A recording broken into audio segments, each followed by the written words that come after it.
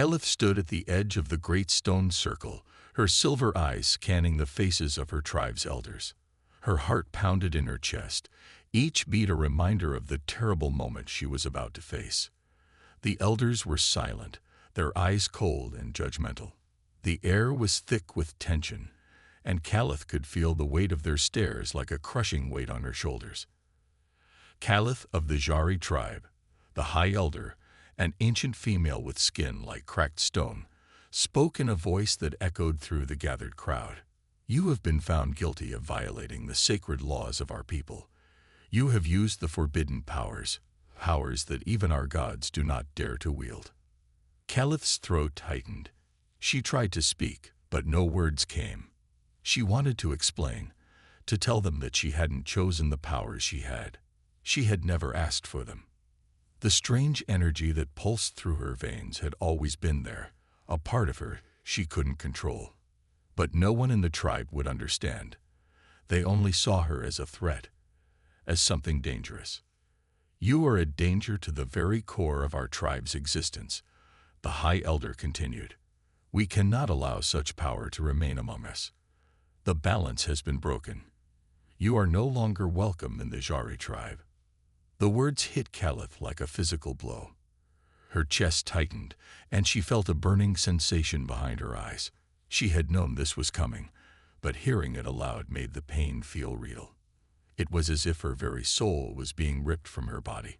She had been born into the Jari tribe, raised with their customs and traditions, and now she was being cast out. The crowd murmured, some with pity, others with fear. No one stepped forward to speak on her behalf. Caliph felt the weight of their silence more than the words. They had all turned their backs on her. Leave, the High Elder ordered, her voice cutting through the air. Go into the wilderness.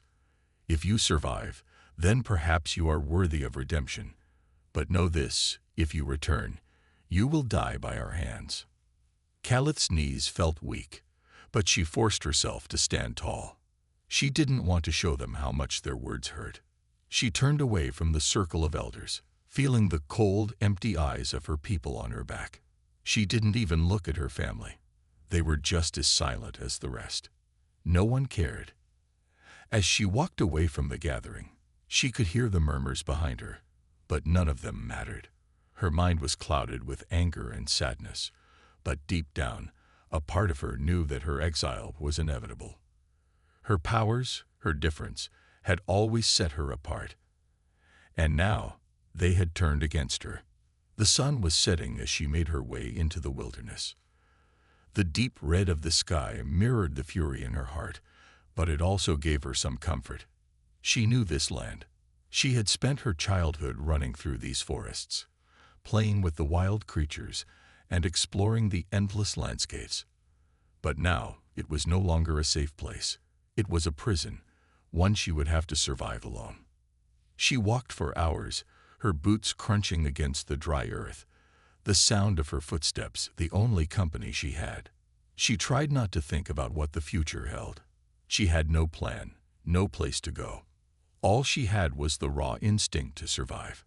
As darkness fell, the air grew colder, and the wilderness around her came alive with the sounds of night. The growl of a distant predator sent a chill down her spine, but she didn't stop. She couldn't. There was no time for fear. She kept moving, finding a small cave to shelter in for the night. Her fingers fumbled as she started a fire using the basic survival skills she had learned over the years. The flames flickered to life, casting dancing shadows on the cave walls. The warmth of the fire felt good, but it couldn't ease the emptiness inside her chest. She had been abandoned. Caliph curled up by the fire, pulling her knees close to her chest. Her mind raced with thoughts of her tribe, her family, her friends. She had always been different, yes, but she had never imagined this. Exiled. Alone. Her silver eyes stung with unshed tears, but she refused to let them fall. She wouldn't let the tribe see her weak. She wouldn't give them that satisfaction. The night passed slowly. The howl of wild creatures echoed through the wilderness. But Caliph didn't sleep. Her mind kept drifting back to the day's events. She could still hear the High Elder's words, ringing in her ears. You are no longer welcome. But she was strong. She had to be. She couldn't afford to break. Not now. The first light of dawn broke through the cave entrance, casting a pale glow across the ground. Kelith stood, stretching her stiff limbs, and began to gather her things. The fire had burned out, leaving only the remnants of ash. She couldn't stay here. The wilderness was vast, and she had no idea where she would find food or shelter, but she knew she couldn't stay in one place for long. The wilderness was both her enemy and her only chance of survival. As she walked through the dense forest, she wondered if her tribe would come after her. Would they send hunters to find her? Would they kill her if she didn't die in the wilderness? The thought made her blood run cold. But even as the fear gripped her, another feeling started to rise inside her. A determination to prove that she was stronger than they thought. She wasn't just a threat. She was a survivor. Suddenly, the ground beneath her feet gave way, and she stumbled, her heart racing, as she grabbed onto a nearby tree to steady herself.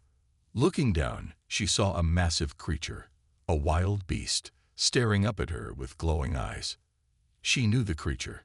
It was a hunter, one of the many dangerous predators that roamed the wilds. Her pulse quickened. She had no weapons, no way to defend herself. The beast took a step forward, its claws scraping against the earth. It was closing in fast. Kelith's heart hammered in her chest as she backed away slowly. She needed a way out. She couldn't fight this beast with just her powers. She had never tried. The only chance she had was to run. She spun around and bolted through the dense trees, her breath coming in short gasps. The creature's growls echoed behind her, getting closer with every step. She could feel its presence, like a shadow on her heels. Then, out of nowhere, a loud noise shattered the air. A sudden burst of light filled the forest, and Kelith instinctively ducked, covering her head. The ground beneath her feet trembled. When she opened her eyes, she saw something she never expected. A human figure, standing tall and confident. The human's weapon was still smoking from the blast, and the beast lay motionless on the ground dead. The human walked toward her, his expression unreadable. His clothes were simple but rugged, and he held a weapon she didn't recognize. "Are you all right?" the human asked, his voice calm yet filled with authority. Kelith blinked in surprise, her pulse still racing from the chase. She had been saved by a human. Her heart slammed in her chest, but she couldn't help the words that escaped her lips.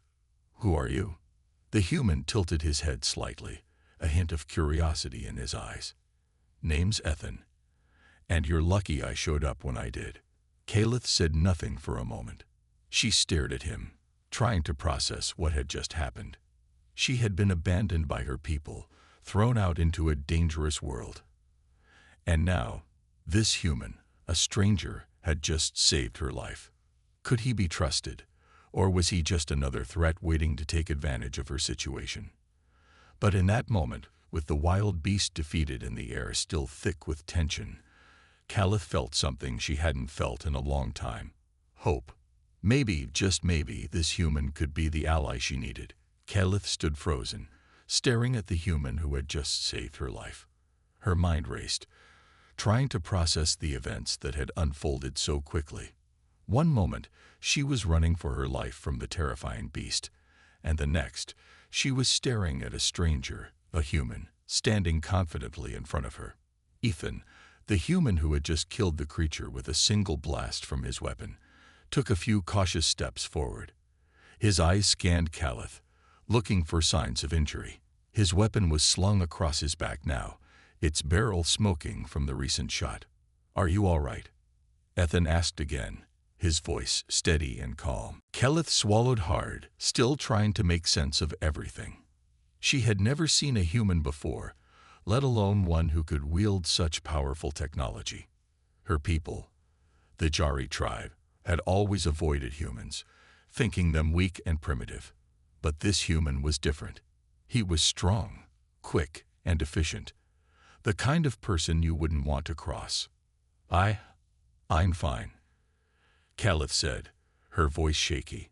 She took a step back, still cautious. "But why did you help me?" Ethan raised an eyebrow at her question. "Why wouldn't I help you? I saw you in trouble and did what anyone would do." Calith stared at him, disbelief in her eyes.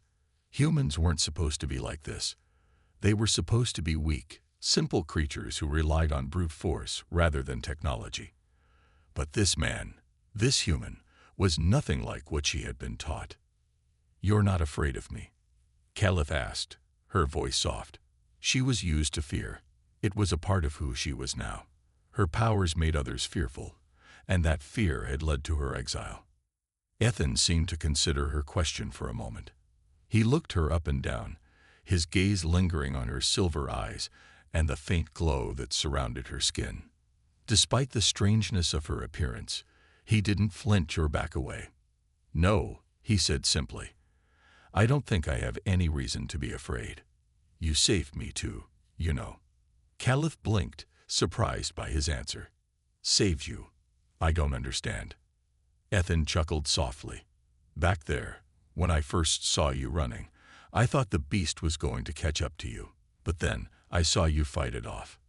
You didn't run. You didn't hesitate. That's not something most people would do." Calith's chest tightened at his words. Was he complimenting her?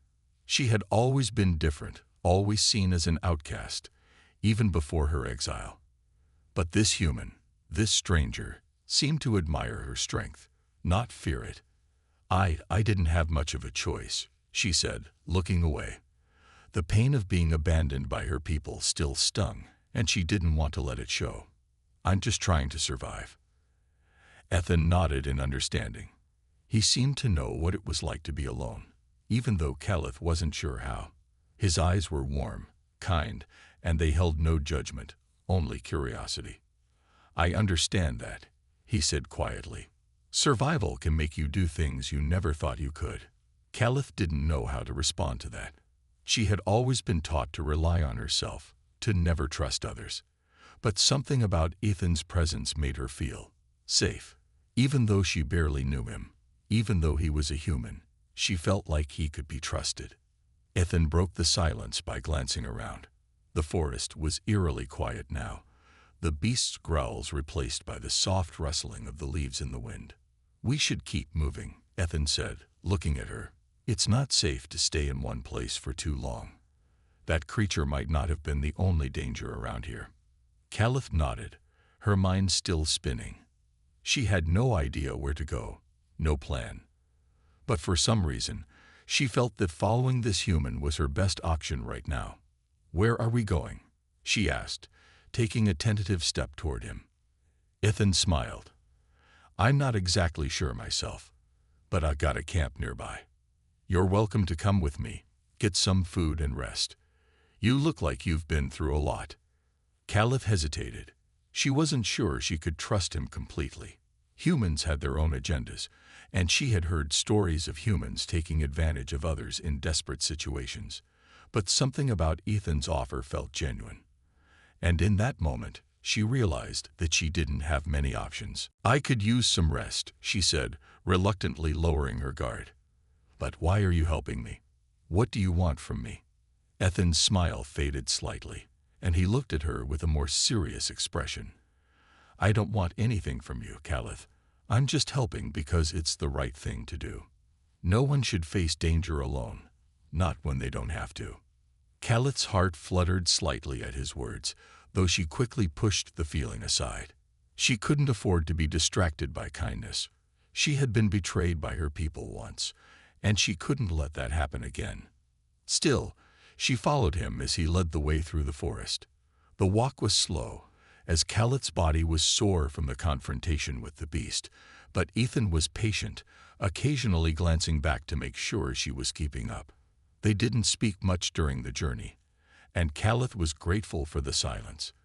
It gave her time to think, time to gather her thoughts. As they walked, she noticed the differences between the human world and her own. Ethan wore simple clothes, but they were well made and seemed durable. He carried a pack with him, a strange piece of technology that Calith didn't recognize. She wondered what kind of life he lived, what kind of person he was. Eventually, they reached a small clearing where a campfire was already burning. The flickering flames cast a warm glow on a few simple tents and some equipment that Caliph didn't understand. Ethan moved toward one of the tents and motioned for her to sit on a log near the fire. "Make yourself comfortable," he said. "I'll get us something to eat." Caliph sat down cautiously, her eyes scanning the camp. She could tell that Ethan had been here for a while, alone.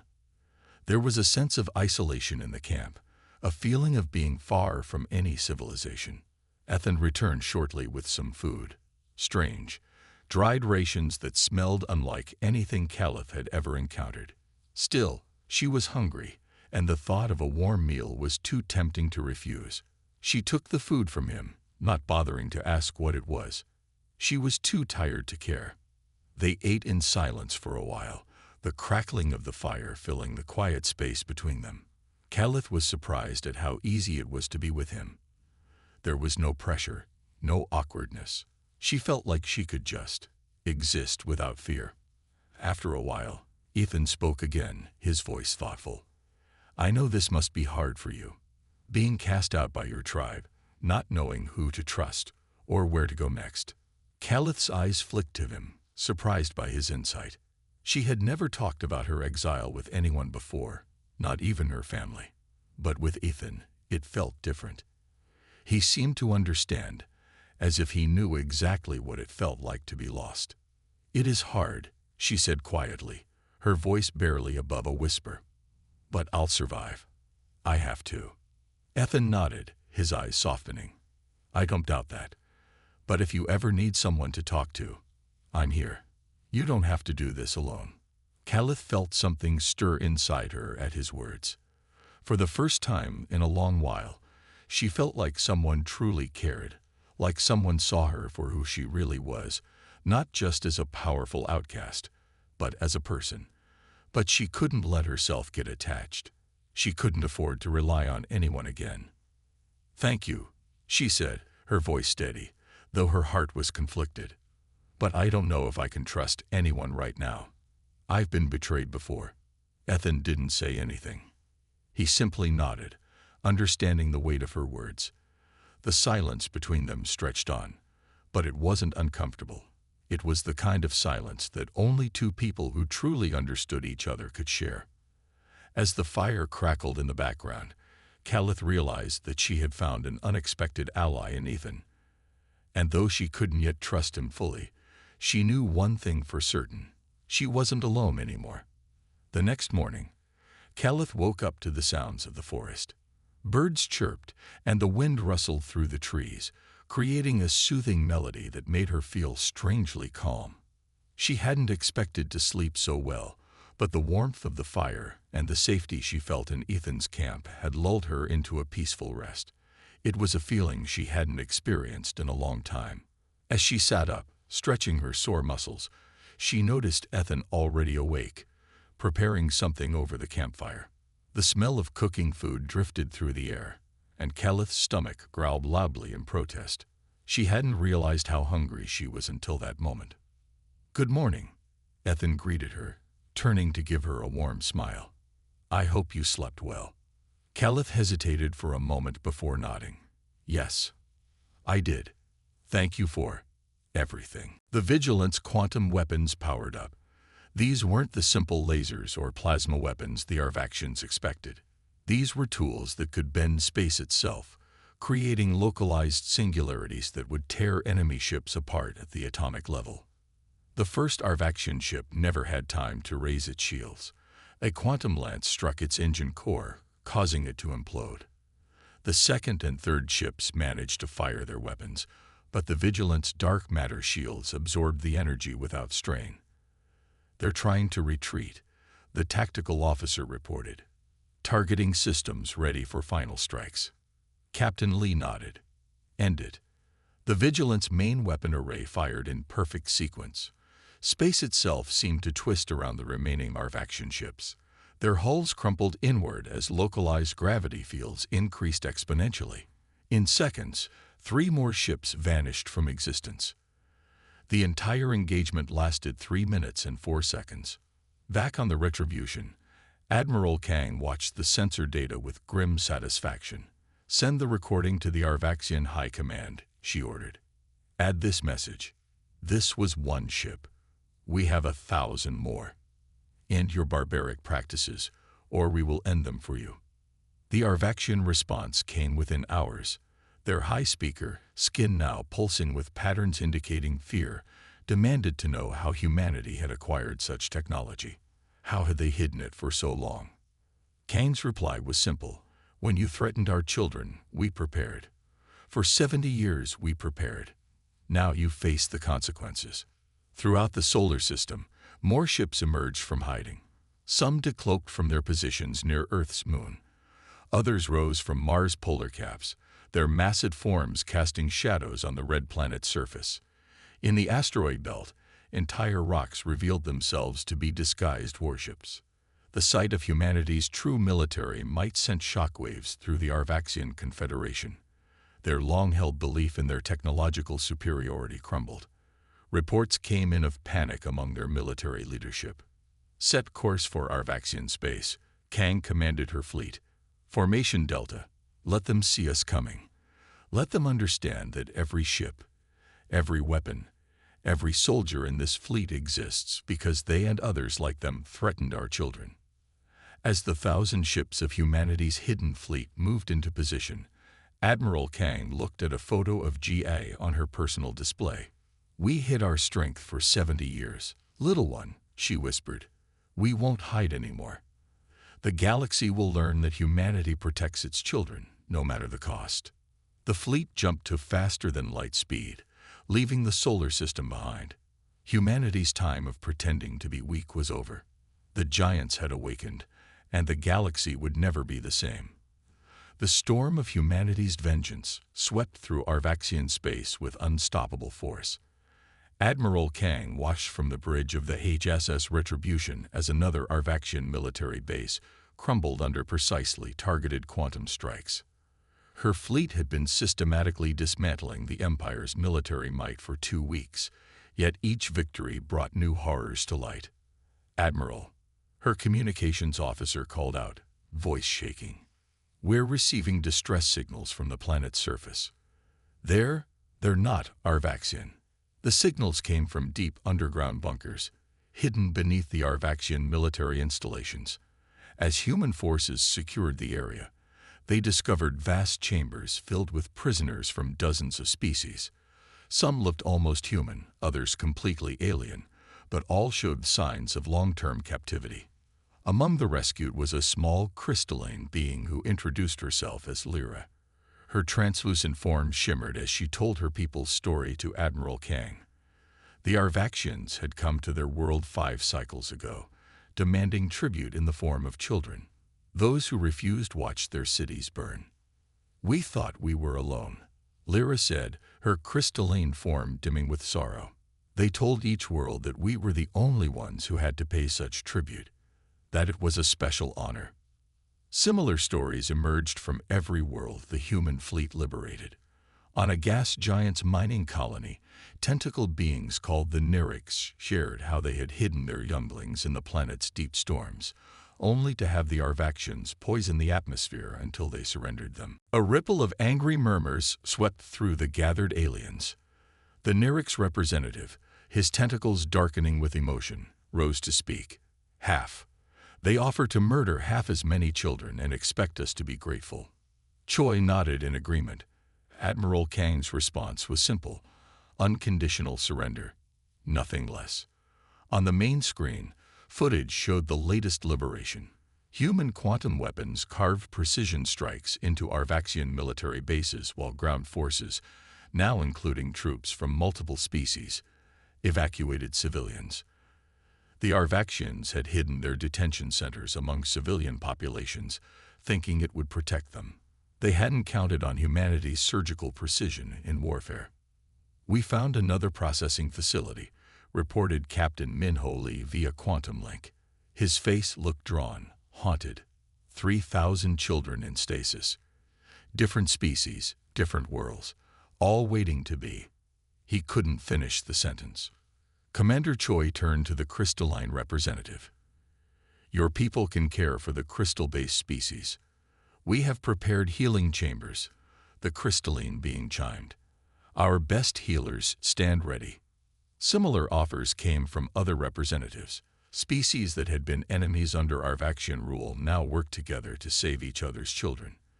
The shared horror of what they discovered united them more strongly than any treaty. In orbit above the Arvaxian homeworld, Admiral Kang received another desperate message from their ruling council. They offered to surrender 3/4 of their territory, to pay reparations, to allow oversight of their cultural practices. Send them the same response as before, she ordered. Unconditional surrender. Full disclosure of all facilities. Complete dismantling of their sacrificial technology. Nothing less will be accepted. The liberation forces had learned the terrible truth behind the Arvaxians' power. Their entire civilization ran on energy harvested from sacrificed children. They believed the purity of young lives generated the most potent energy, powering their ships, their cities, their weapons. Commander Choi led a diplomatic mission to another freed world, where insectoid beings called the Sith showed her vast underground chambers where they had hidden their young for generations. We lost many to starvation. The Sith leader clicked, but better that than the harvesters. The resistance grew stronger each day. Arvaxian military units began defecting, especially younger officers who had never fully accepted their society's dark bargain. They brought with them critical intelligence about hidden facilities and secret routes. In her quarters, Choi reviewed the latest reports. The number of rescued children had passed 50,000. Each one represented a family reunited, a future restored. But the records they captured showed millions more had been lost over the centuries. Commander, her aide interrupted. The Arvaxian High Council is broadcasting on all frequencies. On screen, the Arvaxian leaders appeared, their skin patterns showing fear and desperation. They announced their intention to maintain power through any means necessary. As proof, they revealed they held thousands more children hostage. The response came not from humanity, but from their own people. Across Arvaxian space, their own population rose up in revolt. Young Arvaxians, sickened by the truth of their society, turned against the old guard. Ships refused orders. Military bases surrendered to liberation forces. This is what they feared most, Choi told the Alliance Council. Not our weapons, not our ships, but the truth. Their own people learning what was done in their name. The final push began. Human warships, now joined by vessels of a dozen liberated species, moved on the Arvaxian capital. Their defense fleet, plagued by defections and internal sabotage, crumbled quickly. Commander Choi led the diplomatic team that accepted the final surrender.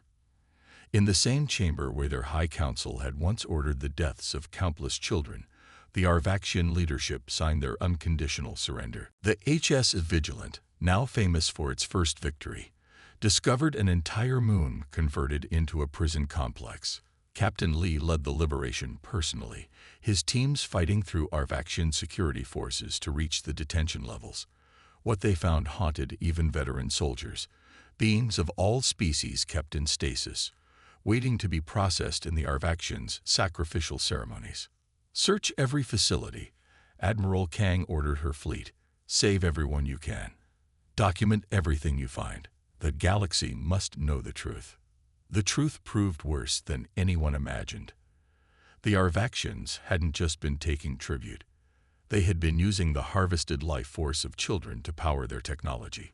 Each sacrifice fed energy into massive storage systems, powering their ships and cities with stolen innocence.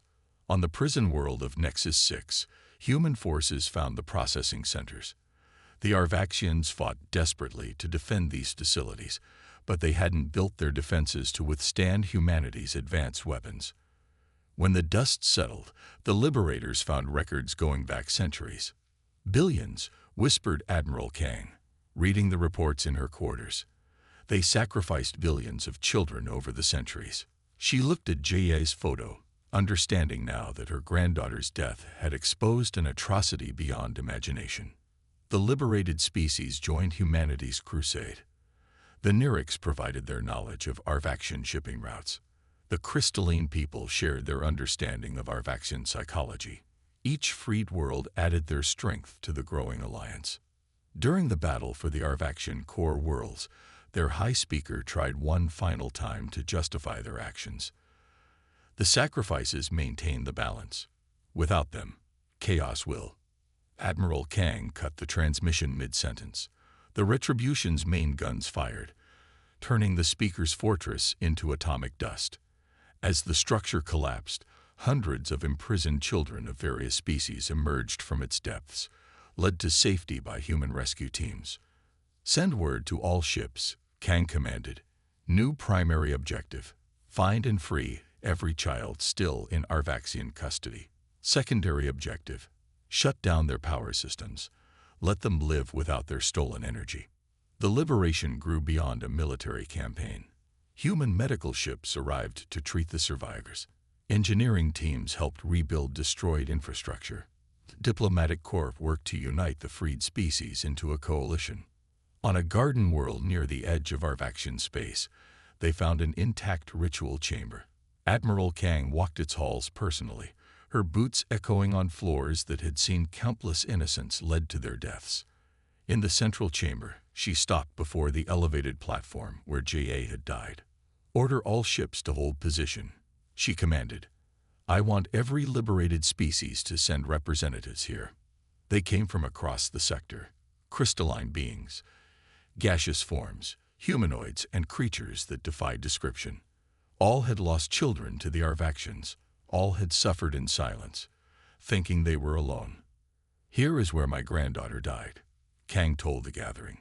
"Here is where the Arvaxians' true nature was exposed. We will build a memorial on this spot, not just for GI, but for every child they took from us all." The war transformed from vengeance into revolution. Species that had been enemies under Arvaxian rule found common cause. Ancient hatreds fell away as they realized they had all been victims of the same horror. As the human fleet continued its advance, they no longer fought alone. Ships of a dozen designs now flew alongside them. Each victory freed more allies. Each liberation strengthened their resolve. The storm that began with one child's death had become a cleansing fire, burning away centuries of tyranny and sacrifice. Humanity had awakened not just their own giants, but the sleeping strength of an entire galaxy. Commander Yunji Choi stood before the gathered representatives of 12 alien species in the converted Grand Hall of a former Arvaxian temple. The massive chamber, once used for their dark rituals, now served as a meeting place for the newly formed alliance of free worlds. Screens around the room showed real-time footage of uprisings across Arvaxian space. On dozens of worlds, oppressed populations had risen against their former masters. The sight of human warships in orbit gave them the courage to finally fight back. "The Arvaxians offer us a ceasefire," Choi announced to the assembly, her voice carrying across the silent chamber. They'd promised to reduce their tribute demands by half. They offered trade rights, technology sharing, and recognition of limited autonomy for all member worlds. "The terms are absolute," Choi stated, her voice firm. "Every facility revealed. Every record opened. Every child in your custody freed. Your energy systems will be converted to standard fusion technology provided by Earth." As she spoke, teams were already moving throughout the capital, freeing prisoners and securing records. The liberation that began with Jai Song's death had grown into something unprecedented, a revolution that united dozens of species in common cause. The Arvaxian Empire, built on centuries of stolen innocence, fell not to a superior military force, but to the combined will of its victims. Commander Choi looked out over the capital city, where ships from Earth flew alongside vessels of the newly freed species, and knew that this was just the beginning. The galaxy would never return to what it was. Something new was being born from the ashes of the old order, founded not on sacrifice and fear, but on the shared determination that no child would ever again be taken for another's power. The spring breeze carried the scent of alien flowers across the memorial garden, their colors shifting in ways Earth plants never could. Dr. Haowen Song stood before the towering statue of her daughter Jia, watching as children of a dozen species played in the gardens below. 5 years had passed since the war ended, but the change it brought to the galaxy still amazed her. The statue caught the light of two suns. This colony world circled a binary star system. Jia's bronze form reached forever toward the stars, her expression one of wonder and hope. Around the statue's base, flags of the freed species fluttered in the wind. The crystalline being's prismatic banner, the Nyrix's swirling symbol, the geometric patterns of the Xith, and 9 others, including humanity's own flag. "The children love this place," said a musical voice beside her. Ambassador Lyra's crystalline form sparkled in the dual sunlight. Once a prisoner of the Arvaxians, she now represented her people in the interstellar Concordat. They come from all over the galaxy to play in these gardens. Below them, a young Nyrix child used its tentacles to help a human boy climb a tree. Nearby, crystalline younglings taught their unique songs to a group of Sith larvae. The scene would have been impossible just a few years ago. The Concordat headquarters in Seoul had become the heart of a new galactic civilization. In its chambers, representatives from all species, including reformed Arvaxian worlds, worked together to build a lasting peace. The massive building incorporated architectural elements from every member species, creating a stunning symbol of unity. Admiral Kang, now Supreme Commander of the Concordat Defense Force, had ensured that humanity's hidden fleet became a shield for all peaceful species. Their ships patrolled trade routes, rescued stranded vessels, and stood ready to prevent any return to the old ways. "Mother," a small voice called. Dr. Song turned to see a young Arvaxian girl running toward her. Mei Ling, her adopted daughter, had been among the last children rescued from the processing facilities. Like many young Arvaxians, she had been given a human name to mark her new beginning. Mei Ling's skin patterns showed joy as she hugged her human mother. The sight still brought tears to many who witnessed it. An Arvaxian child, freely expressing love instead of being raised to believe in sacrifice. The memorial garden had become more than a monument. It housed the galaxy's largest orphanage, caring for children of all species who had lost their families to the old regime.